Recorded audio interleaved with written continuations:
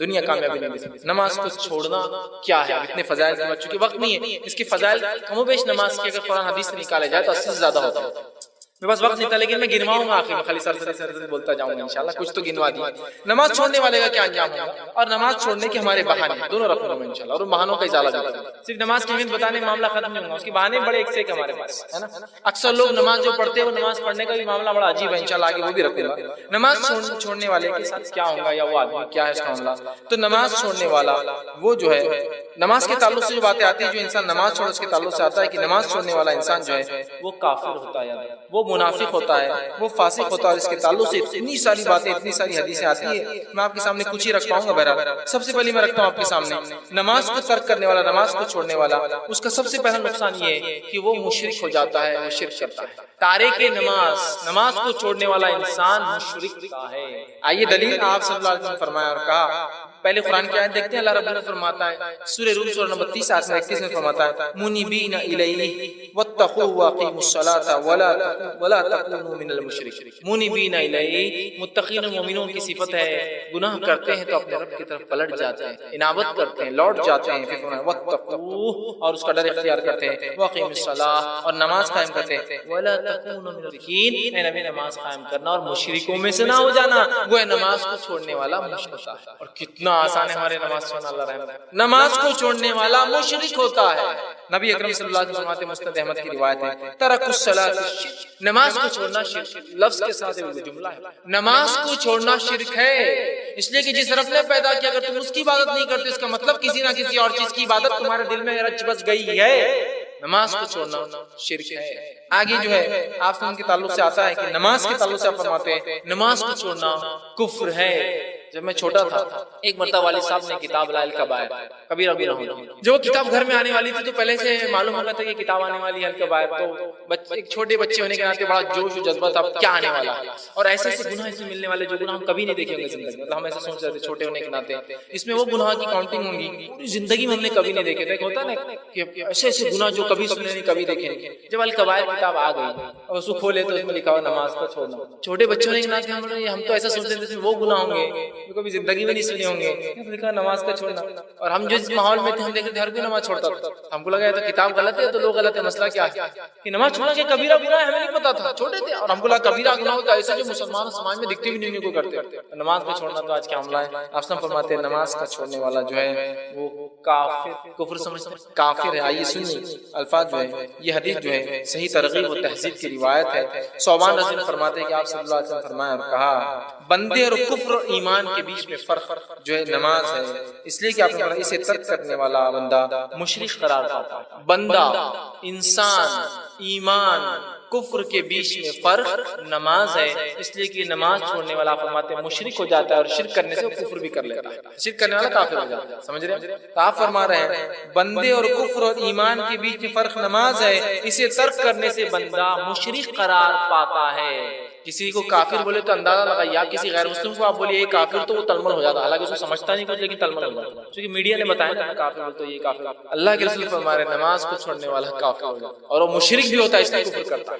اب ہر کسی کی اپنی چوائس ہے، جو اختیار کرنا چاہتا ہے کرے۔ ایک طرف ایمان ہے، اس کے کچھ تقاضے ہیں، ایک طرف کفر ہے، اس کے کوئی تقاضے نہیں، جو چاہے کرو دنیا میں، کفر خود ہو جاتا ہے۔ ایمان کے تقاضے اس کے لیے کچھ کرنا پڑتا ہے، ڈیڈیکیشن دینا پڑتا ہے۔ اسی طرح جو آپ فرماتے ہیں صحیح مسلم کی روایت ہے ان بین رجل و بین الشرک والکفر ترک الصلاۃ، انسان اور شرک اور کفر کے بیچ کا فرق نماز ہے۔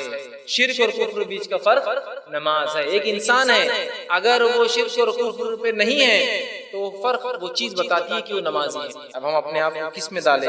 ہم خود سوچ سکتے ہیں ہم کتنی نمازیں پڑھ رہے ہیں، اس سے آگے بڑھیے، اس سے آگے بڑھیے، اس سے بھی گھٹیا ایک درجہ ہے، اس درجے میں بھی انسان مشرک ایک درجہ ہے، کفر ایک درجہ، کفر سے بھی نیچے ایک درجہ ہے، وہ کیا ہے؟ نفاق۔ اس لیے کہ نفاق، منافقت کفر کا ایک اعلیٰ قسم ہے، اس لیے اس کی سزا سب سے نچلی ہے۔ تو ایک نماز، جو انسان نماز چھوڑتا ہے وہ منافق، اس لیے کہ اللہ رب العزت قرآن فرماتا ہے سورہ نساء سورہ نمبر 4 آیت 142 میں وَإِذَا أَقَامُوا إِلَى الصَّلَاةِ قَامُوا كُسَالَىٰ، جب منافق نماز کے لیے کھڑا ہوتا ہے تو بڑی سستی سے کھڑا ہوتا ہے، یُرَاءُونَ النَّاسَ، اور جو کھڑا جو کچھ پڑھتا ہے، جو کچھ کرتا ہے وہ لوگوں کو دکھانے کرتا ہے، وَلَا يَذْكُرُونَ اللَّهَ إِلَّا قَلِيلًا، اور نہیں کرتا اللہ کا ذکر مگر بہت تھوڑا.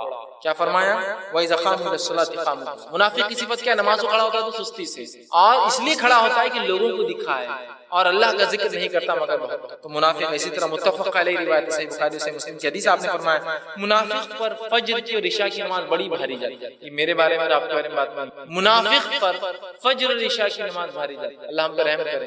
واقعی میں ہم پر فجر اور عشاء کی نماز منافق پر آپ نے کہا. صحیح مسلم کی روایت میں فرمایا منافق جو ہے بیٹھا رہتا ہے اور جب سورج ڈوبنے لگتا ہے اور پیلا ہو جاتا ہے تب بھاگتے ہوئے جاتا ہے اور کوے کی ٹھونگے سے سرزمین پہ مارتا ہے اور اثر کی نماز ادا کر لیتا ہے. وہ اتنی سستی کہ سورج ڈوب رہا لال جب ہو جاتا ہے تو بھاگتا ہے اٹھتے ہوئے جاتا ہے اور 4 رکعت تاکہ مسلمانوں کو بتائے میں مسلمان ہوں بھائی کافر نہیں ہوا, اور ٹھونگ مارتا ہے 4 مطلب 4 سجدے مطلب اس نے نمازیں پڑھی اور اس کے بعد منافق ہو جاتا ہے وہ شخص جو ہے جو کرتا ہے. آپ صلی اللہ علیہ وسلم کے زمانے میں آپ صلی اللہ علیہ وسلم زمانے میں منافقوں کی بھی ہمت اور مجال نہیں کہ وہ نماز چھوڑے, اس لیے کہ انہیں پتا تھا نماز چھوڑنے سے ہمارا کفر ظاہر ہو جائے گا.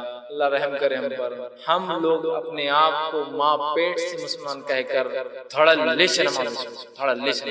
رسول اللہ صلی اللہ علیہ وسلم کے زمانے کے کافر کی بھی ہمت نہیں تھی کہ وہ کوئی نماز کو چھوڑے, اس لیے کہ وہ جانتا تھا نماز کو چھوڑنے سے میرا کفر ظاہر ہو جائے گا. ہم اپنے آپ کو ماں پیٹ سے مسلمان بولتے ہیں اور اس کے بعد دھڑلے سے نمازیں ایک کے بعد ایک چھوٹ رہی ہیں. رمضان کا ایک چاند ہوتا ہے جو عجیب تبدیلی لاتا ہے, اور رمضان کا ایک اور چاند ہوتا ہے جو عجیب تبدیلی لاتا ہے. پہلا چاند وہ ہوتا ہے جو رمضان شروع کرتا ہے, ایسی تبدیلی لاتا ہے کہ مسجدیں جو مصلیوں کے لیے ترستی تھی وہ مسجدیں جو پریشان ہو جاتی ہیں, مصلیوں کی بوجھ اور وزن سے جگہ نہیں ہے, راستہ نہیں ہے, ہاؤس نہیں پور رہے, پانی نہیں پور رہا, چٹائی نہیں پور رہے, راستے نہیں پور رہے, بلڈنگز نہیں پور رہی. اور پھر ایک چاند اور آتا ہے, عجیب چاند ہوتا ہے, وہ بھی آئیں گا وہ بھی کل یا پرسوں. پھر وہ چاند ایسا کرتا ہے مسجد پھر ویران ہو جاتی ہے کہ کہاں چلے گئے وہ لوگ جو میں آتے تھے ایک چاند دیکھنے کے بعد, پھر ایک چاند دیکھ کر غائب. پھر اگلے سال انہیں لوگ ملتے ہوئے, اگلے سال کب میں ہم کو یاد آتا ہم مسلمان ہیں, اگلے سال 27 رجب شب معراج, پھر تھوڑا سا زیادہ تھا اور ارے پر مسلمان ہیں 15 شعبان اس کو بھی ایک رات بنا دے شب برات. پھر ایک یاد دہانی آتی جب ایک چاند دکھتا اور تراویح پڑھنا ہے اپنے کو, چلو چلو چلو چلو چلو اور چلے جاؤ. پھر ایک چاند آیا, سب بولتے اگلے سال میں ایک معمول ہونا چاہیے, ایک نظم ہونا چاہیے, اور نمازیں ہم پر 5 وقت فرض ہیں ہر دن میں ان کی اوقات میں. منمانی نہیں کبھی اٹھ کے پڑھ لو ظہر کے ساتھ روز فجر چالو. نیکیوں کو برباد کر دینے والے یہ تو کئی اعمال ہیں جو احادیث میں بتائے گئے کہ یہ عمل کرنے سے نیکیاں برباد ہو جاتی ہیں. قرآن میں کئی عمل بتائے کہ یہ عمل کرنے سے نیکیاں برباد ہو جاتی ہیں, لیکن ان تمام میں سے میں نے 15 ایسے عمل جن عمل کے کرنے سے اللہ رب العزت یا تو کچھ حصہ نیکیوں کا یا مکمل نیکیاں مٹا دیتا ہے. اور ظاہر سی بات ہے مومن کی جمع بندی یہ نیکیاں ہی ہوتی ہیں. اگر یہ نیکیاں اس سے چھین لی جائے یا نیکیاں چلی جائے یا انسان عمل اپنی زندگی میں کرتا رہے لیکن اس کو یہ نہ پتا ہو کہ کون سے عمل کرنے سے نیکیاں برباد ہو جاتی ہے, اور وہ جب اللہ رب العزت کے پاس پہنچے اور اس کے نام اعمال میں نیکیاں تو ہو لیکن وہ ختم کر دی جائے اس لیے کہ اس نے ایسے گناہ کر کے آیا تھا جو گناہوں نے اس کی نیکیوں کو مٹا ڈالا. سب سے پہلی چیز جس کے کرنے سے انسان کی تمام نیکیاں مٹا دی جاتی ہے وہ عمل یاد رکھیے اللہ تعالیٰ کی آیات یا قیامت کے دن کا انکار کرنا. دوسرا گناہ یاد رکھیے دین اسلام سے ارتداد مرتد ہو جانا. تیسرا وہ عمل جس کے کرنے سے انسان کے اعمال برباد ہو جاتے ہیں اللہ تعالیٰ کی عبادت میں غیر اللہ کو شریک ٹھہرانے سے اعمال برباد ہو جاتا ہے. چوتھا وہ کام وہ عمل جس کے کرنے سے اعمال برباد ہو جاتے ہیں وہ یہ اللہ تعالیٰ سے کفر کرنا. پانچواں ایسا عمل جس کے کرنے سے انسان کے اعمال آخرت ہو جائیں گے, برباد ہو جائیں گے, بیکار ہو جائیں گے, اس کی نیکیاں خاص طور سے وہ کون سا وہ یہ قرآن مجید کی کسی حکم کو ناپسند کرنا.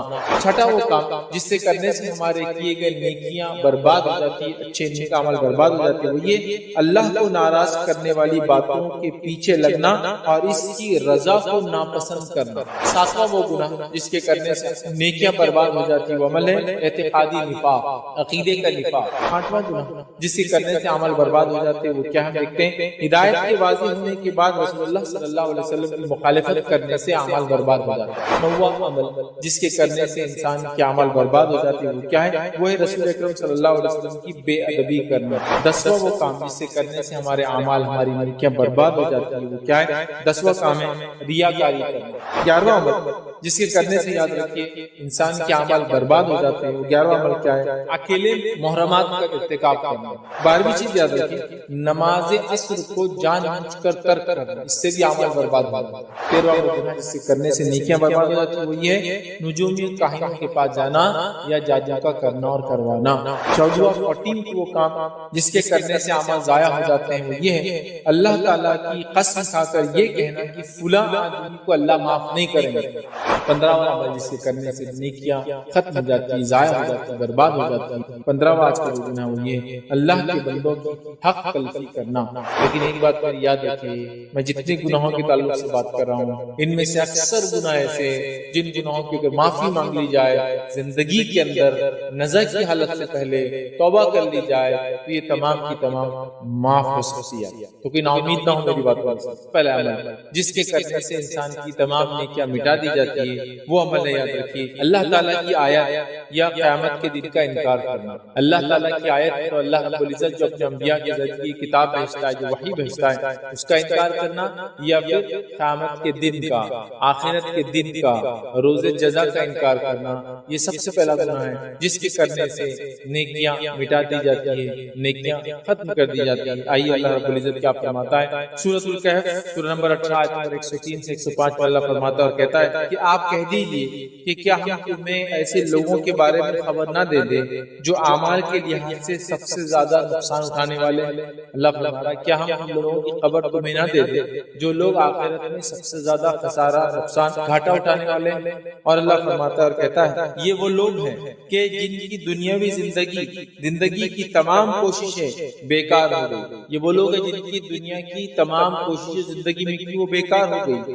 ٹھیک ہے، اور وہ اسی گمان میں رہے کہ وہ بہت اچھے کام کر رہے ہیں اور ان کو یہ ظن ہوا، یہ فیلنگس آئی کہ انہوں نے اچھا کام کیا جبکہ اللہ کی تمام دنیا کی کوشش بیکار کر دی۔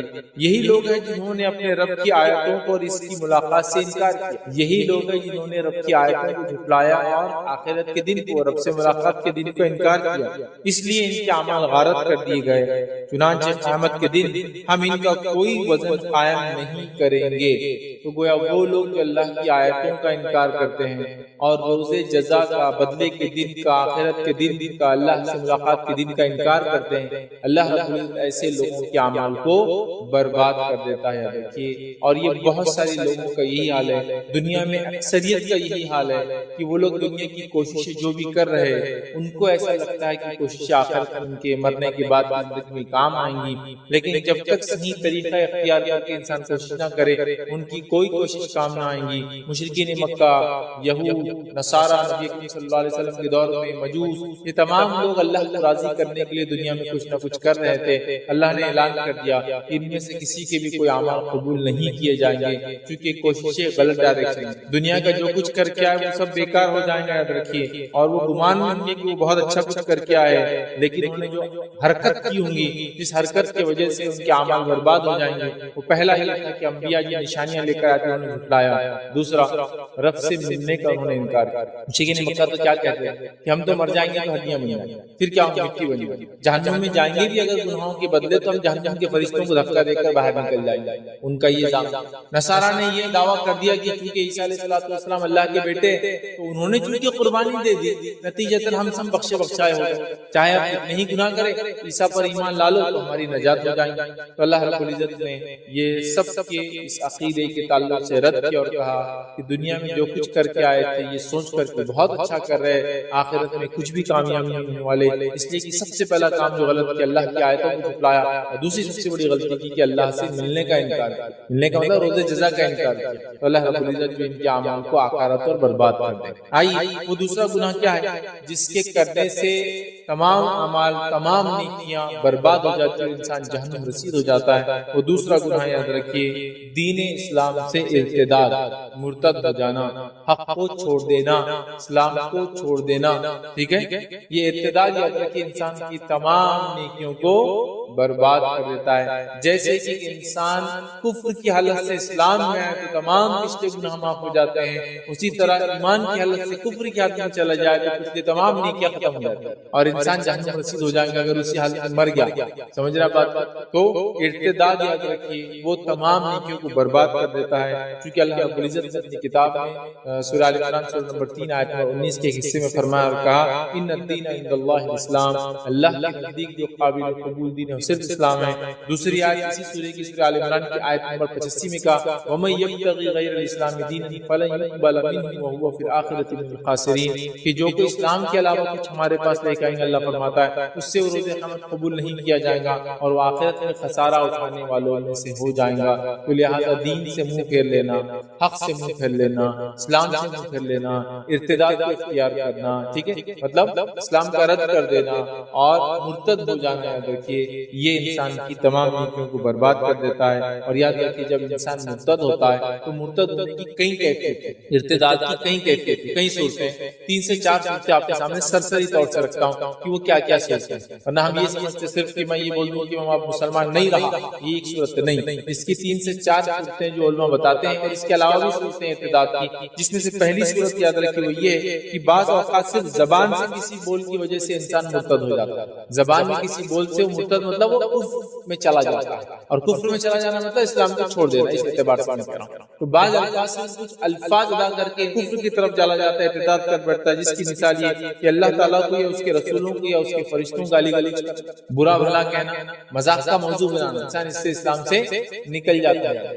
اور فرشتوں پہ ایمان وغیرہ کے تعلق سے میں نے تفصیلات اس کی رکھی کہ اکثر علماء کے ہی فتوی ہے کہ فرشتوں کا مذاق اڑانا یہ کفر، ٹھیک، اس سے انسان جو ہے نکل جاتا ہے۔ دوسری مثال اگر لے تو بعض اوقات وہ اپنے کسی فعل کی وجہ سے مرتد ہو جاتا ہے، کسی فعل کسی ایکشن کی وجہ سے مرتد ہو جاتا ہے، مثال کے طور پر جیسے کہ بتوں کو سجدہ کرنے لگ جائے، بتوں کے سامنے جھکنے لگ جائے، ہے نا، چاہے وہ زمین آسمان کی کوئی اور مخلوق کو جھکنے لگ جائے، یہ بھی مرتد ہوگا، یہ بھی ارتداد کفر کی ایک کیفیت ہے۔ اسی طرح تیسری شکل یاد رکھیے وہ اپنے عقیدے کے اندر باطل عقائد کو شامل کر لے، اسلامی عقیدے میں باطل عقائد کو شامل کر لے تو بھی وہ مرتد ہو جاتا ہے۔ جیسے کہ مثال کے طور پر یہ سوچے کہ زنا حلال، نماز کی کوئی ضرورت نہیں، بس ڈرانے کے لیے کہ 5 وقت پڑھو تو اچھے رہیں گے، نہیں پڑھے گے تو کچھ نہیں ہوتا، یہ بھی ایک صورت ہے۔ اسی طرح ارتداد کی ایک صورت یاد رکھیے کہ صرف شک کی وجہ سے انسان مرتد ہو جاتا ہے۔ شک سے مراد یہ کہ پتہ نہیں اللہ ہے یہ نہیں، چلو لیکن ہم مان لیتے، کیا پتہ نہیں شرک کو برا تو بولا جا رہا ہے لیکن ہو سکتا اللہ شرک کرنے کے بعد ہی معاف کر دے گا یار، ہاں جہنم تو ہے لیکن ہو سکتا ڈرانے کے لیے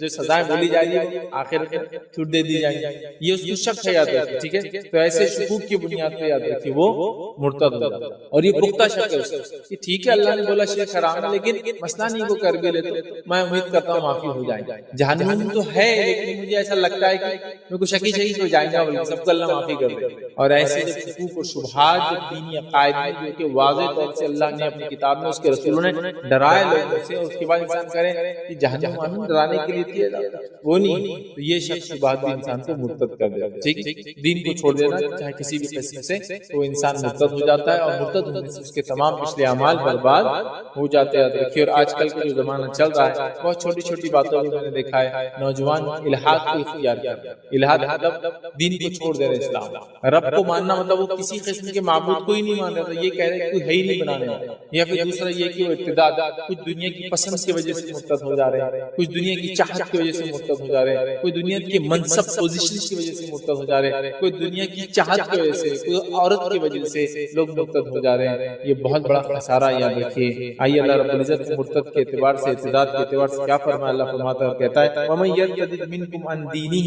فَيَمُتْ وَهُوَ كَافِرٌ فَأُولَٰئِكَ حَبِطَتْ أَعْمَالُهُمْ فِي الدُّنْيَا وَالْآخِرَةِ وَأُولَٰئِكَ أَصْحَابُ النَّارِ هُمْ فِيهَا خَالِدُونَ۔ اللہ فرماتا ہے اور کہتا ہے کہ اور تم میں سے جو لوگ دین سے پلٹ جائیں اور کفر کی حالت میں مر جائیں تو ان کے اعمال دنیا میں بھی غارت ہوں گے اور آخرت میں بھی، اور یہی لوگ جہنمی ہوں گے اور جو اس میں ہمیشہ ہمیشہ رہیں گے۔ تو مرتد کی سزا ہمیشہ کی جہنم میں یاد رکھیے، اور اس کے پچھلے اعمال اللہ نے فرمایا برباد ہو جاتے ہیں۔ تو لہٰذا ایمان بڑی اہم چیز ہے، انسان اس کی غنیمت جانے اور ہمیشہ اس ایمان کی دولت کو، اس سرمایہ کو سنبھال کے اٹھا کے رکھنے کی ضرورت ہے۔ دنیا کی چند لالچیں، چند فوائد کبھی بھی انسان کو حق سے دور نہ کرے۔ آئیے تیسرا وہ عمل جس کے کرنے سے انسان کے اعمال برباد ہو جاتے ہیں، وہ عمل کیا دیکھتے ہیں؟ اللہ تعالیٰ کی عبادت میں غیر اللہ کو شریک ٹھہرانے سے اعمال برباد ہو جاتے ہیں۔ ایک انسان اللہ کی عبادت بھی کر اللہ ہے، جبکہ ہمیں حکم اللہ کی عبادت ہی کرنے کا ہے، تو اللہ کے ساتھ کسی کو شریک کرنے سے پچھلے اعمال برباد ہو جاتے ہیں، یاد رکھیے، اور انسان جہنم رسید ہو جاتا ہے، یاد رکھیے، جس کی چونکہ شرک کے تعلق سے ہم سب جانتے ہیں شرک سب سے سنگین جرم ہے جو انسان اللہ رب العزت کی ذات کے ساتھ جو ہے کرتا ہے، یاد رکھیے، تو لہٰذا شرک کرنے سے اعمال برباد ہو جاتے ہیں، ختم کر دیے جاتے ہیں۔ لیکن ایک بات میری یاد رکھیے، میں جتنے گناہوں کے تعلق سے بات کر رہا ہوں ان میں سے اکثر گناہ ایسے جن گناہوں کی اگر معافی مانگ لی جائے زندگی کے اندر نزع کی حالت سے پہلے توبہ کر لی جائے تو یہ تمام کی تمام معاف ہو سکتی ہے۔ تو کوئی نا امید نہ ہو میری بات پر، امید ہمیشہ باقی ہے، توبہ کر لے، راستہ اس کو پلٹنے کا ہمیشہ باقی ہے، ٹھیک ہے۔ تو آئیے تیسرا وہ گناہ جو غیر اللہ کو شریک کرنا، شرک کرنا، یہ بہت سنگین جرم ہے، لیکن میں بہت افسوس کے ساتھ اس بات کو کہہ رہا ہوں کہ امت مسلمہ میں شرک کو اتنے دھڑلے سے کیا جا رہا ہے کہ نعوذ باللہ توحید شرک بن چکا اور شرک توحید بن چکا، نعوذ باللہ، اللہ معاف کرے۔ مطلب حالت یہ ہے کہ ایک اللہ کو ماننے کو لوگ شرک سمجھ رہے ہیں، یہ کیا صرف ایک اللہ کو ماننے رہے ہیں، اور شرک کو توحید سمجھ رہے ہیں، ہاں یہ طریقہ اللہ سے ماننا، سمجھ اتنا شرک کامن ہو چکا ہے کہ ہمارے سماج میں، لہٰذا ایسے سماج میں ہمارے لیے بہت ضروری ہے اپنے عقیدے کو انٹیکٹ رکھے، اس کا علم حاصل کرے، اس کو مضبوط بنائے، یاد رکھیے، اور چھوٹے موٹے آندھی طوفان یا بڑے بڑے آندھی طوفان جو عقیدے کے معاملے میں آئے وہ بھی ہم کو اپنے عقیدے سے، اپنے بلیف سے، اپنے ایمانیت سے ہلا نہ سکے، یاد رکھیے۔ تو آئیے شرک جو ہے یہ بڑا خطرناک جرم ہے، اور اللہ رب العزت نے سورہ انعام سورہ نمبر 6 اور آیت نمبر 88 میں ایک ایسی بات کہی، یاد رکھیے، جس کے لیے آیت نمبر 86 سے یہ مسئلہ شروع ہوتا ہے، 86 87 88 پہ یہ بات آ رہی ہے۔ تو 86 اور 87 میں اللہ رب العزت نے کم و بیش ایک لمبا واقعہ سے پہلے کی کچھ آیتیں، پوری آیتوں کو اگر ملا لیں تو کم و بیش 18 انبیاء کا تذکرہ ہے آیت نمبر 88 سے پہلے۔ کتنے انبیاء کا تذکرہ ہے؟ 18 انبیاء کا سیدھا اللہ نے نام لیا، سیدھا نام لیا کہ یہ اور یہ اور یہ اور یہ اور یہ 18 انبیاء کا نام لینے کے بعد اللہ رب العزت کیا فرماتا ہے؟ اس کے کنکلوژن، اس کے آخر میں جو کہ آیت 88 ہے، اس میں فرماتا ہے اللہ وَلَوْ أَشْرَكُوا لَحَبِطَ عَنْهُمْ مَا كَانُوا يَعْمَلُونَ، اگر یہ لوگ بھی اے نبی صلی اللہ علیہ وسلم شرک کرتے، یہ انبیاء جن کے ہم نے نام ابھی لیے ہیں، اگر یہ انبیاء بھی شرک کرتے تو اللہ فرما رہا ہے ہم ان کے بھی اعمال کو برباد کر دیتے۔ کیا فرمایا؟ اور اگر یہ حضرات بھی شرک کرتے، جو کچھ ہی اعمال کرتے تو سب اکارت ہو جاتے۔ تو اگر انبیاء بھی اگر شرک کرتے تو اللہ فرما رہا ہے ان کے اعمال بھی برباد کر دیتے۔ تو شرک کیا کرتا ہے؟ اعمال کو، نیکیوں کو کھا جاتا ہے، برباد کر دیتا ہے۔ دیکھیے آئیے آگے اللہ رب العزت نے صرف ان انبیاء کو نہیں، سورہ زمر سورہ 39 69 اور آیت نمبر 65 میں 65 میں اللہ فرماتا اور کہتا ہے وَلَقَدْ أُوحِيَ إِلَيْكَ وَإِلَى الَّذِينَ مِن قَبْلِكَ لَئِنْ أَشْرَكْتَ، اللہ فرماتا ہے اے نبی صلی اللہ علیہ وسلم ہم تم سے وَلَقَدْ أُوحِيَ إِلَيْكَ، ہم آپ کی طرف بھی اس چیز کی وحی کر رہے ہیں، اور آپ سے پہلے بھی انبیاء کو ہم نے یہی وحی کی تھی۔ اللہ فرماتا ہے إِلَيْكَ وَإِلَى الَّذِينَ مِن قَبْلِكَ، اور آپ سے پہلے بھی ہم نے یہی وحی کی تھی، لَئِنْ أَشْرَكْتَ، کہ نبی اگر آپ نے بھی شرک کیا ہم آپ کے بھی اعمال کو برباد کر دیں گے۔ سمجھا بھی حدیث کا معنی کہ ربیہ نماز سجدوں کی اضافہ کرو، کثرت سے سجود کرو، مطلب کثرت سے نماز پڑھو تاکہ میرے لیے آسانی ہو تمہاری سفارش کرنا، اللہ کے پاس شفاعت کرنا۔ اور ہم دیکھتے ہیں لوگ رسول اللہ کی شفاعت کے نعرے بھرتے ہیں اور نمازیں غائب ہیں۔ رسول اللہ اپنے صحابی خاص کو جو آپ کی خدمت کرے کیا کہہ رہے ہیں؟ سجدوں کے ذریعے میری مدد کرو، اس کے بغیر میں تمہارے کام نہیں آ سکتا۔ اور لوگوں کو ہم نے دیکھا ہے کہ رسول اللہ کا نعرہ بھر رہے ہیں اور دم بھر رہے ہیں اور ایک بھی نماز نہیں ہے، ان کے بڑے کیا اور ان کے چھوٹے کیا، نماز ہی نہیں پڑھتے۔ اور کیا تو پھر رسول اللہ شفاعت کریں، رسول اللہ فرماتے میری شفاعت چاہتے ہو تو امت والوں جو سن لو، سجدوں بکثرت سجدوں کے ذریعے میری مدد کرو، مطلب زیادہ سے زیادہ نماز پڑھو تاکہ اللہ کے سامنے میں تمہاری سفارش کر سکوں۔ تو جو رسول اللہ صلی اللہ علیہ وسلم کی سفارش چاہتا ہے اور جنت کا جو وعدہ اللہ کے رسول نے کیا وہ چاہتا ہے ضمانت، تو وہ نماز قائم کرے اور کثرت نماز پڑھے۔ کثرت سجود سے مراد زیادہ سے زیادہ نمازیں پڑھے۔ اسی طرح جو ہے اللہ سبحانہ وتعالیٰ نے کامیاب لوگوں کی صفت نماز بتائی قرآن میں، یاد رکھیے کامیاب لوگوں کی صفت نماز ہے۔ اللہ نے کہا قد افلح المؤمنون، کامیاب اور فلاح ہو گئے ایمان والے۔ اور پہلی صفت کیا بیان کی؟ الذین هم فی صلاتہم خاشعون، کہ نماز خشوع سے پڑھتے ہیں، نماز جو ہے خشوع سے پڑھتے ہیں۔ تو مطلب قرآن نے کامیاب لوگوں کی صفت کیا بیان کی؟ نماز قائم کرتے ہیں۔ تو اگر دنیا میں آپ کسی کو کامیاب سمجھتے ہیں جو نماز نہیں قائم کرتا تو بھول جائیے اللہ کے نزدیک وہ کامیاب نہیں ہے، اس لیے کہ پہلی شرط کامیابی کے لیے ایمان اور دوسرا نماز، ایمان لائے نماز پڑھے، اس کے بعد اور خشیت سے پڑھے، خشوع و خضوع سے پڑھے۔ آئیے اسی طرح اللہ سبحانہ تعالیٰ اللہ کے رسول صلی اللہ علیہ وسلم حکم دیتا ہے کہ نبی جب رنج اور غم ہو انسان کو اور تکلیف اور دکھ ہو تو کیا کریں؟ نماز قائم کریں، یہ اس میں راحت دیتی ہے۔ اللہ سبحانہ تعالیٰ قرآن میں سورہ بقرہ آیت نمبر 53 میں فرماتا ہے یا ایھا الذین آمنوا استعینوا بالصبر والصلاۃ ان اللہ مع الصابرین، کہ اے وہ لوگوں جو ایمان لائے ہو اللہ سے مدد چاہو، نماز، صبر اور نماز کے ذریعے اللہ سے مدد چاہو، صبر اور نماز کے ذریعے۔ اور رسول اللہ صلی اللہ علیہ وسلم تعلق حدیث میں آتا ہے جب بھی آپ کو تکلیف آتی، مصیبت آتی، پریشان ہوتے، فوراً نماز پڑھتے سجدے میں گر جاتے اپنے رب کے سامنے۔ آج کتنی بار ایسا ہوا کیونکہ مصیبت ہم پر آن پڑی اور ہم کبھی سجدے میں گرے اپنے رب کے سامنے، اللہ کی ادھر ادھر بھاگتے، یہاں اور وہاں جاتے ہیں، اوپر اور نیچے پکارتے ہوئے۔ اور جیسا کہ آپ تمام کے سامنے اعلان کیا گیا تھا کہ آج میں ایک بے انتہا اہم عنوان وسوسوں کی حقیقت، ٹھیک ہے، جو سیٹانک وسپرز ہوتے ہیں، جو دل کے اندر وسوسے، میں سمجھتا ہوں اردو زبان میں وسوسہ ایک بہت ہی عام لفظ ہے اور اس کی وضاحت کی بہت زیادہ ضرورت نہیں۔ وہ فاسد اور بیکار قسم کے خیالات جو انسان کو پریشان کر دیتے، تنگ کر دیتے ہیں، لیکن وہ خیالات ہوتے ہیں، اس کو وسوسے کہتے ہیں، یاد رکھیں، سیٹانک وسپرز جس کو کہیں گے۔ تو بہرحال آج کا عنوان ہمارا ہوگا وسوسوں کی حقیقت، کیونکہ یہ دیکھا گیا، یہ پایا گیا کہ بہت سارے لوگ وسوسوں کے شکار ہوتے ہیں۔ نتیجہ یہ ہوتا ہے کہ وہ وسوسوں کے شکار ہو کر بہت سارے دینی اعمال کو چھوڑنا شروع کر دیتے ہیں، کیونکہ ان کا یہ خیال یا ان کی سوچ ہوتی ہے کہ وسوسے شاید اس عمل کے کرنے سے آتے ہیں۔ اور بہت سی بار کچھ لوگوں کو دیکھا گیا نماز چھوڑ دیتے ہیں، کیوں؟ تو وسوسے زیادہ آ رہے ہیں۔ بہت سے لوگوں کو دیکھا گیا کہ دینی اذکار، ذکر و اذکار چھوڑ دیتے ہیں، اس لیے کیوں کہتے ہیں اس سے وسوسے آ رہے ہیں۔ تو بہرحال وسوسوں کی ریالٹی کیا ہے، اس کی حقیقت کیا ہے، اس بات کو جاننا بے حد جو ہے ضروری، یاد رکھیے۔ اور اس بات میں کوئی شک نہیں، یاد رکھیے، اور کوئی شبہ نہیں کہ وسوسوں کی حقیقت ہے، وسوسوں کی ریالٹی ہے۔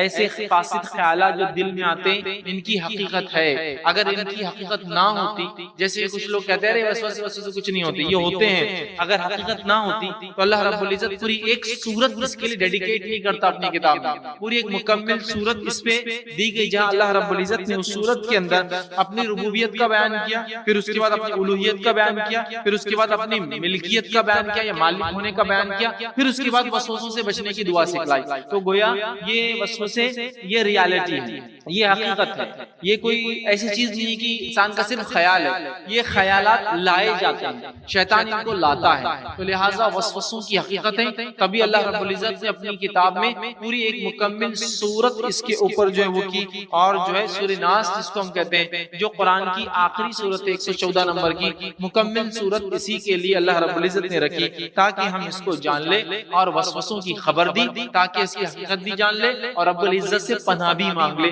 اور یہ سورت پوری اسی سے پناہ کے تعلق سے ایسے جن اور شیاطین، ایسے انس اور شیاطین جو وسوسے ڈالتے ہیں، ان سے ہم اس سورت کے ذریعے جو ہے اللہ رب العزت سے جو ہے پناہ طلب کرتے ہیں۔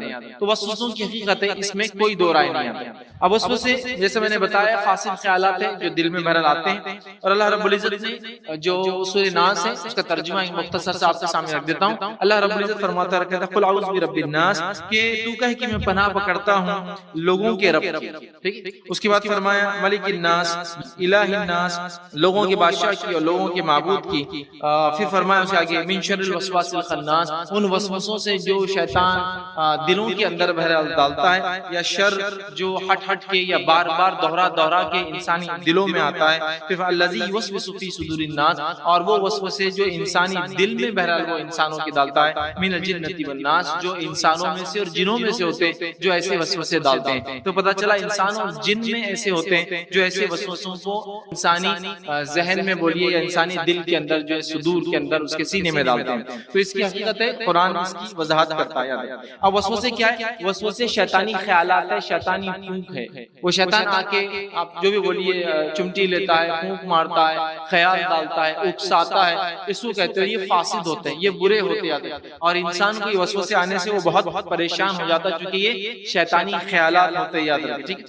اور اس کے آنے کی مختلف وجوہات ہو سکتی ہے، انشاءاللہ اس کی تفصیلات میں ہم بعد میں جائیں گے، لیکن یہ انسان کو اتنا پریشان کر دیں کہ کبھی کبھار لوگ نمازیں پڑھنا چھوڑ دیتے اس لیے کہ وسوسے بہت آ رہے ہیں۔ کبھی کبھار ہوتا یہ کہ لوگ سوسائڈ کی حد تک چلے جاتے ہیں، مطلب خیالات اتنے برے اللہ کے بارے میں، والدین کے بارے میں، بچوں کے بارے میں، خود کے بارے میں، مال و دولت کے بارے میں، چیزوں کے بارے میں، اللہ کی کائنات کے بارے میں، فرشتوں کے بارے میں، دین کے بارے میں، نماز کے بارے میں، رسول کے بارے میں، امت المومنین، کچھ بھی ہو سکتے ہیں، کچھ بھی ہو سکتے ہیں، اتنے برے ہوتے ہیں کہ یہ تک سنا گیا کہ لوگ یہ کہتے ہیں کہ نماز پڑھنا چھوڑ دی تو چلیے ایک تو فرض چھوڑا توبہ کا موقع ہے، لیکن یہ تک سنا گیا کہ لوگ کہتے ہیں کہ دل چاہتا ہے کہ سوسائڈ کر لوں۔ یہ اتنے گھٹیا، اتنے برے، اتنے فاسد، اتنے گندے خیالات جو آ رہے ہیں، جو وسوسے آ رہے ہیں، اور یہ بہت بے چین کر دیتے ہیں انسان کو۔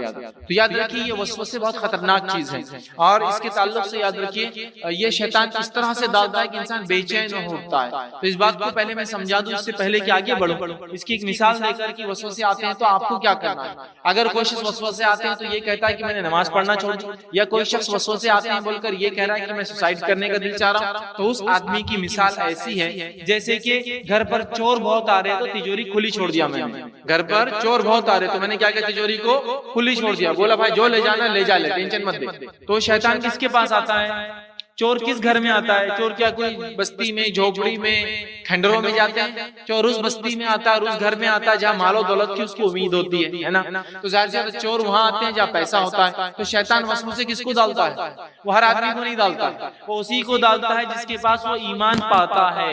تو اگر شیطانی وسوسوں سے نماز چھوڑ دی کہ نماز میں گندے گندے وسوسے آتے ہیں، شیطانی وسوسوں سے دین کی تعلیمات سے دور ہو گئے اس لیے کہ بہت دماغ اس سے خراب ہو جا رہا ہے، تو یہ آدمی کی مثال ایسی ہے جیسے کہ چور بہت آ رہے تھے تو تجوری کھلی چھوڑ دیا میں نے کہ جانے دو کیا کرنا ہے کر لے۔ کوئی بھی انسان عقل مند تجوری کو چور آنے سے کھلی نہیں چھوڑتا، بلکہ چور جب آنا شروع ہوتے حفاظت بڑھا دیتا، چور جب آنا شروع ہوتے حفاظت بڑھا دیتا ہے۔ تو لہٰذا وسوسوں کا آنا ایمانی علامت ہے، اگر آ رہے ہیں تو سیکیورٹی بڑھا دیجئے، مطلب اپنے ایمان کو اور بلند کیجئے، شیطان سے اللہ رب العزت نے پناہ مانگیے، اللہ کے ذکر میں جڑ جائیے، نمازوں میں اضافہ کر دیجئے، اور پھر آنے دیجئے کتنے آتے دیکھا جائے گا انشاءاللہ۔ سمجھ رہے؟ یہ ہونا چاہیے۔ لیکن ہم دیکھتے ہیں کہ شیطان عقائد میں وسوسے ڈالتا ہے، شیطان اخلاقیات میں وسوسے ڈالتا ہے، شیطان طہارت میں وسوسے ڈالتا ہے، شیطان مختلف عبادتوں میں، روزے نماز میں وسوسے ڈالتا ہے۔ اسی طرح دیکھا گیا کہ شیطان جو ہے جتنا ایمان میں مضبوط آدمی ہو وسوسوں کی ویسے انٹینسٹی کے ساتھ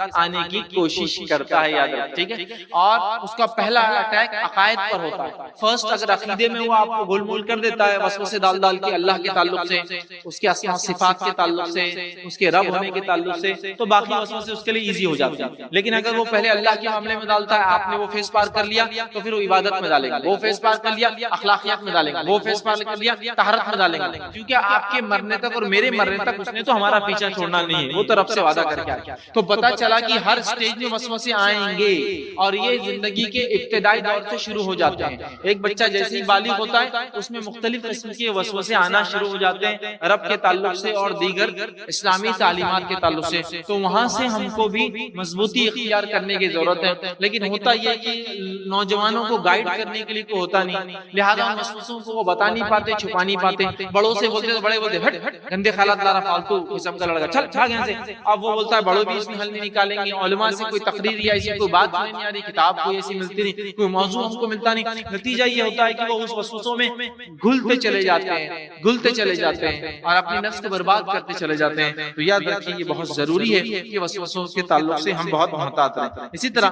وسوسے ایسے بھی آتے ہیں، کبھی اللہ تیرے اعمال قبول نہیں کر رہا، کیا فائدہ اتنے اعمال کر کے، اگر اتنے عمل کرانا تھا تو اللہ تعالیٰ کو، ہے نا، مطلب مختلف، کبھی یہ کہیں گا کہ اللہ قبول نہیں کرتا، کبھی یہ کہیں گا اتنا تو نے کیا، فائدہ کیا ہوا اس کا تجھے۔ ایک وسوسہ ہے کہ کیوں کر رہا، دوسرا وسوسہ ہے کہ اتنا کرنے کے بعد ملا کیا تجھے۔ تو لہذا شیطان چھوڑتا نہیں اور مختلف وسوسوں کو ڈالتے رہتا ہے، یاد رکھیں، ٹھیک ہے۔ اور یہ وسوسے بہت ساری بیماریوں کا سبب بن جاتے ہیں. یہ وسوسے بہت ساری ہیومن فزیکل ڈیزیزز مطلب ایسی بیماریاں جو جسمانی ہوتی ہیں اس کی وجہ یہ وسوسے بنتے ہیں. اسی طرح ہم دیکھتے ہیں کہ دلوں میں وہم ڈالتا ہے, بیماریوں کی وجہ بنتے ہیں وسوسے, دلوں میں وہم شک شبہ ڈالتا ہے. اسی طرح جو سینوں میں تنگی پیدا کر دیتے ہیں یہ وسوسے, مطلب انسان اچاٹ ہو جاتا ہے, مایوس ہو جاتا ہے یاد رکھیے. اسی طرح جو خوف اور رعب پیدا کر دیتے ہیں, مطلب کبھی کبھار خامخواہ کا خوف اور کبھی کبھار خامخواہ کا رعب پیدا کر دیتے ہیں. اسی طرح موجودہ حالات سے انسان پریشان ہو اٹھتا ہے, اسی طرح آنے والے حالات سے وہ ڈرنے لگتا ہے, اسی طرح دنیا کی زندگی خوف کے ساتھ وہ جیتا ہے اور سخت مشکلات کا سامنا کرتے ہوئے زندگی کا ہر قدم آگے بڑھاتا ہے. ہاں, کسی کو اس کا اٹیک تھوڑے لائٹ ہوتے ہیں, کسی کو اس کے اٹیک تھوڑے مائلڈ یا میڈیم سائز کے ہوتے ہیں, اور کسی کو اٹیک بڑے کرتا ہے, لیکن ہر اٹیک کی شروعات چھوٹے سے کرتا ہے. اور دھیرے دھیرے جب آپ اس کے چنگل میں آتے رہتے ہیں, چنگل میں آتے رہتے ہیں, چنگل میں آتے رہتے ہیں, اس کے اٹیکس کا سائز بڑھتا چلا جاتا ہے, بڑھتا چلا جاتا ہے, بڑھتا چلا جاتا ہے. ایک سمے ایک وقت ایسا آ جاتا ہے انسان ایک قدم رکھنے سے پہلے 10 بار سوچتا ہے کیا کروں, چونکہ اس کو وسوسے چل. اس کے اقسام انشاءاللہ میں بیچ میں رکھوں گا, تب آپ کو ڈیٹیلز انشاءاللہ اس کی پتہ چلے گا. لیکن اس سے پہلے کہ میں آگے بڑھوں, ایک کلیریفیکیشن یہاں دے دیتا ہوں. یہ حدیث انشاءاللہ سمجھ میں آ جائے تو آدھے وسوسوں زیادہ کا حل تو ہی مل جائے گا ہم کو انشاءاللہ. حدیث کیا سنیے, وسوسے کیا پہلے وہ سمجھ گیا, یہ شیطانی خیالات ہے, سوچ ہے, یہ مائنڈ میں آنے والی چیز ہے, انکانشیس جو بھی ہوتا ہے جان بوجھ کے انجانے میں آتے ہیں, خیالات ہے. پہلی بات سمجھ گیا. اب یہ خیالات کے بارے میں نبی اکرم صلی اللہ علیہ وسلم کیا فرماتے ہیں, یہ شریعت جو ہے نا بہت پاکیزہ اور بالکل ہیومن نیچر کے مطابق دی گئی شریعت ہے, چونکہ دینے والا رب العزت ہے جو جانتا ہے انسانوں کو کس چیز کی ضرورت ہے. تو بہرحال یہ وسوسے جو ہوتے ہیں یاد رکھیے یہ بہت ساری مشکلات انسانی زندگی میں پیدا کرنا شروع کر دیتے ہیں, یاد رکھیے ان کی ابتدا. تو پہلے وہ خیالات کے بارے میں حدیث سن لیتے ہیں انشاءاللہ, پھر بعد میں اس کی انشاءاللہ تفصیلات دیکھیں گے. آئیے پہلا صحیح مسلم کی روایت ہے, نبی اکرم صلی اللہ علیہ وسلم فرما رکھا, بے شک اللہ تعالیٰ میری امت کے لوگوں میں پیدا ہونے والے, بے شک اللہ تعالیٰ میری امت کے پیدا ہونے والے لوگوں میں برے خیالات سے درگزر کریں گا. میری امت مطلب نبی اکرم صلی اللہ علیہ وسلم فرما رہے جتنے لوگ امت محمدیہ میں ہوں گے ان کی سوچ پر انشاءاللہ ان کی پکڑ نہیں ہونے والی. جتنے برے خیالات کس کے بارے میں بھی آتے ہیں, اللہ کے بارے میں, رسول کے بارے میں, دین کے بارے میں, ماں باپ کے بارے میں, بچوں, سب کے لیے معافی ہے. تو پہلے تو یہ سمجھ جائیے صرف سوچ کی وجہ سے اللہ پکڑ نہیں کرتا, تو ڈپریس مت ہوئیے, پریشان مت ہوئیے. ہاں, یہ خیالات میں نہیں کہہ رہا ہوں کہ آنے دیجئے, اس کو بھی روکیں گے, اس کا سولوشن آگے آئے گا, بٹ اس کے آنے سے پریشان مت ہوئیے. اللہ تعالیٰ اس امت کے فاسد خیالات پر پکڑ نہیں کرتا. کب تک, وہ بھی سن لیجئے, نہیں کرتا جب تک کہ وہ خیالات کے مطابق عمل نہ کر لے. مثال کے طور پر کسی انسان نے یہ سوچا کہ میں چوری کر لیتا ہوں کسی کا, پھر کہا توبہ, اچھا خیال نہیں, چوری نہیں کروں, ہو گیا. اب اس کو کوئی گناہ نہیں ملے گا چوری کا سوچنے کا, سمجھا. لیکن جیسے ہی اس نے چوری کر لی تو گناہ مل گیا. کب تک گناہگار نہیں ہے امت محمدیہ کا کوئی بھی مرد, کوئی بھی عورت, کوئی بھی بچہ, کوئی بھی بوڑھا, جب تک کہ وہ کسی خیالات کو اللہ پکڑ نہیں کرے گا. کب تک کہ جب تک کہ عمل نہ کر لیا. تو آپ فاسد خیالات وسوسے دل میں ہی ہے نا, خیال ہی ہے نا, الحمدللہ خیال پہ تو آپ کی پکڑ ہی نہیں کی شریعت نے, تو پھر کیوں پریشان ہو رہے ہیں. لیکن ہاں یہ وسوسے پریشان بڑا کرتے ہیں, میں جانتا ہوں, لیکن گناہ کے بارے میں مت سوچیں, انشاءاللہ اللہ گناہ نہیں دیں گا. تو ڈونٹ بی ڈپریس, کم از کم مایوس مت ہو جائیے زندگی سے, سمجھ رہے ہیں, مایوس کن زندگی مت گزاریے, ٹھیک ہے. تو یہ حدیث ہم کو ایک دلاسا دیتی ہے. آگے آئیے, سارے برے خیالات, یہ بات یاد رکھیں, شیطان کی طرف سے ہی ہوتے ہیں. سارے برے خیالات شیطان کی طرف سے ہی ہوتے ہیں. وہ مختلف قسم کے شیاطین انسانوں کو برے خیالات لاتے ہیں, ان کی تفصیلات نام وغیرہ آگے. تو مختلف قسم کے برے شیاطین برے خیالات لاتے ہیں, لیکن برا خیال کبھی بھی رحمان کی طرف سے نہیں ہوتا, یہ شیطان کی طرف سے ہوتا ہے. اس بات کو آپ جان لیں. سورہ مجادلہ میں اللہ نے فرمایا اور کہا, یہ سرگوشی تو شیطان ہی کی طرف سے ہے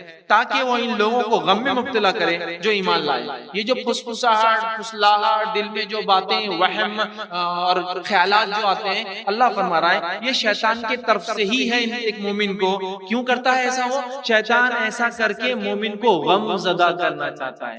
غم زدہ مطلب ایک طرح سے عام زبان میں ڈپریس کر دیتا ہے, غمگین کرنا چاہتا ہے. تو شیطان کی طرف سے وسوسوں کے ذریعے مجھے غم زدہ کرنا چاہتا ہے. ایگزامپل دیتا ہوں میں آپ کو بات سمجھنے کے لیے. میرے وسوسے وسوسے کی قسمیں، میرا مطلب میں اگزامپل میں اپنے آپ کو ڈال رہا ہوں، یہ میرا نہیں ہے، ٹھیک ہے؟ سمجھ لیجیے میرا ایک وسوسہ ہے کہ میں یہ سوچتا ہوں کہ میرے گھر سے اگر بچے نکل جائیں گے تو ان کی موت ہو جائے گی، کچھ لوگوں کا ایسا ہوتا ہے اور بس یہی خیال ان کو تنگ کرتے رہتا ہے۔ اب بچے چلے گئے نا، اب موت کی خبر آتی ہے، اب بچے چلے گئے نا، موت کی خبر آتی ہے۔ یا دوسرا، اب میں مر جاتا کہ میں مر جاؤں گا تو میری بیوی کتنا روئے گی نا میرے پہ، پھر لوگ دکانیں بند رکھیں گے میرے محلے والے اس دن، اور خود ہی رو رہا، مطلب خود ہی سوچ رہا موت کا، خود ہی رو رہا موت پہ۔ یہ وسوسہ ہے، یہ وسوسہ ہے۔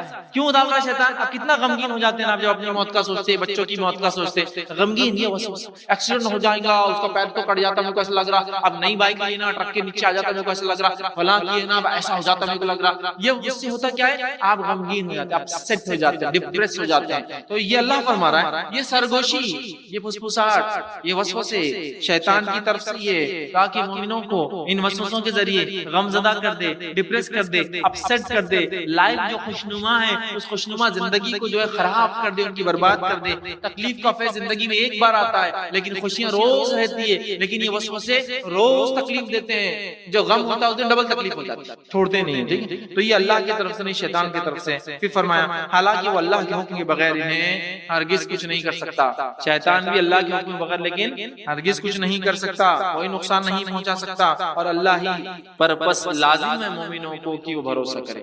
تو ہمارا کام ہے ہم کس سے بھروسہ کرے؟ اللہ پر۔ ان وسوسوں کا ٹینشن بالکل نہ لیں۔ لیکن آج میں دیکھتا ہوں اکثر مرد اور عورتیں صرف ان وسوسوں میں ہی پریشان ہیں۔ ریئل لائف میں دنیا بالکل جسو کہیں گے رونق دار ہے، لیکن دل میں اندھیرا بھرا ہوا ہے ان وسوسوں کی وجہ سے۔ تو بہرحال اس سے نکلنے کی ہمیں جو ہے بہت سخت ضرورت ہے۔ آئیے آگے بڑھتے ہیں۔ آدم علیہ السلام کو شیطان نے جو پہلا کام کیا اور جس کام کی وجہ سے کیا کیا جنت سے نکال دیا، وہ کام کیا تھا آپ سب جانتے ہیں۔ اللہ رب العزت نے قرآن میں فرمایا کہ آدم علیہ السلام پہ سب سے پہلے شیطان نے جو کام کیا وہ کیا تھا؟ یہی تھا وسوسہ، اور اس کی تفصیلات اللہ رب العزت نے سورہ اعراف